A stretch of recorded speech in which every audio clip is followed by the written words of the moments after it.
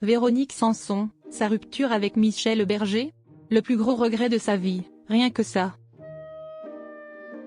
Ce 28 septembre 2025, Véronique Sanson s'est confiée dans 7 à 8 sur son plus grand regret, sa rupture avec Michel Berger. J'ai toujours été excessive, reconnaît d'entrée Véronique Sanson. À 76 ans, la chanteuse, qui a souvent vécu des passions intenses aux fins douloureuses, est revenue sans détour sur son parcours sentimental dans le portrait signé Audrey Crespo-Mara pour l'émission 7 à 8, diffusée le 28 septembre sur TF1.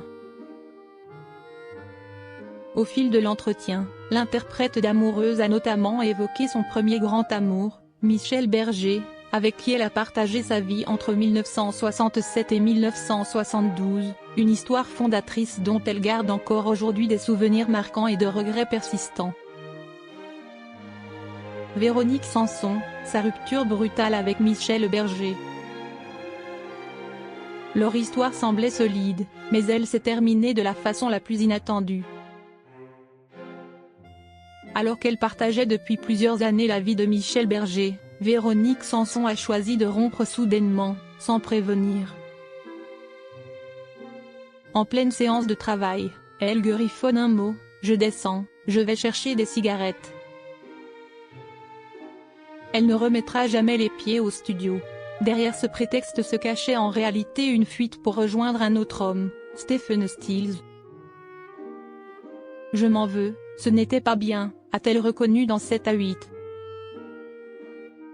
Une disparition si brutale que Michel Berger a cru, durant plusieurs jours, qu'un drame était arrivé, avant d'apprendre que son ancienne compagne avait pris la direction des États-Unis, où elle épousera le musicien américain 6 mois plus tard. Une histoire qu'elle aurait voulu réécrire. Sans détour, Véronique Sanson a admis sa faute: je m'en veux beaucoup d'ailleurs, parce que ce sont des choses qui se font pas. C'était pas bien de ma part. Et que je l'ai fait avec lâcheté. Très sincère sur TF1, elle a qualifié sa séparation avec Michel Berger d'énorme regret. Celle qui a par ailleurs partagé 9 ans de vie avec Pierre Palmade raconte même avoir tenté de reconquérir le compositeur, alors qu'il vivait une histoire avec France Gall.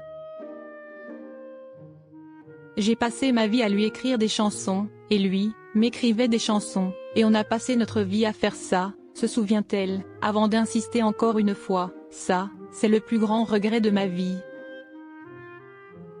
Une page douloureuse, tournée à cause d'un coup de foudre irrésistible pour Stephen Stills, qui l'a éloigné à jamais du chanteur Michel Berger.